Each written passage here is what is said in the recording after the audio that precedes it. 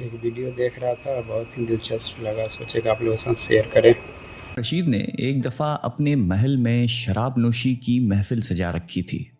وزراء اور امیر بیٹھے تھے کہ بہلول بھی وہاں آ پہنچا۔ اس نے بادشاہ کی حرکتوں کو خاموش نگاہوں سے دیکھا تو ہارون رشید کو اس کی نصیحتیں یاد آ گئیں۔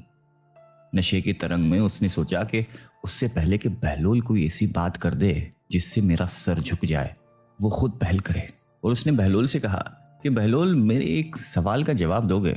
بہلول نے کہا جی ہاں حضور۔ ہارون رشید نے سوال کیا کہ بہلول یہ بتاؤ کہ اگر کوئی شخص انگور کھا رہا ہو تو کیا وہ حرام ہے؟ بہلول نے جواب دیا کہ بالکل نہیں۔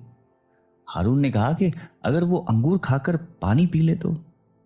بہلول نے جواب دیا کہ جناب کوئی حرج نہیں ہے۔ ہارون نے آگے کہا کہ اب یہی شخص انگور کھا کے اور پانی پی کر اس کے بعد دھوپ میں بیٹھ جائے تو پھر؟ بہلول نے جواب دیا کہ محترم کوئی مذائقہ نہیں ہے، جتنی دیر چاہے بیٹھے۔ پھر آگے فرمایا کہ تو پھر بہلول تم خود ہی بتاؤ کہ یہی انگور اور پانی کچھ عرصہ دھوپ میں رکھ دیے جائیں تو حرام کیوں ہو جاتے ہیں؟ ہارون رشید نے بڑے فخر کے ساتھ اپنا فلسفہ بیان کیا۔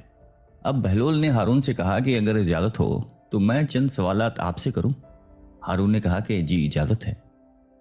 بہلول نے سوال کیا کہ علی جان یہ بتائیے کہ اگر کسی آدمی کے سر پہ تھوڑی سی مٹی ڈال دی جائے تو کیا اس کو کوئی نقصان پہنچے گا؟ خلیفہ ہارون رشید نے فوراً جواب دیا کہ نہیں۔ اس کے بعد اگر اس کے سر پہ تھوڑا سا پانی ڈال دیں تو کیا اس شخص کو کوئی تکلیف ہوگی؟ ہارون بولا کہ نہیں، بالکل نہیں ہوگی۔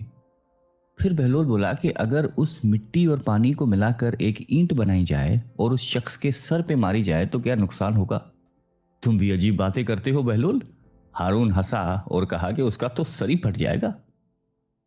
تو پھر عالی مقام، اگر آپ غور فرمائیں تو آپ کو یہ معلوم ہوگا کہ جس طرح مٹی اور پانی مل کر انسان کا سر پھوڑ سکتے ہیں، اس طرح انگور اور پانی بھی مل کر ایسی چیز بنا دیتے ہیں جو حرام اور ناپاک ہے، جس کے پینے سے انسان کی عقل ماری جاتی ہے اور اس کے برے اور بھلے کی تمیز نہیں رہتی۔ اس لیے اسلام نے اس کے پینے والے پر سزا واجب کی ہے۔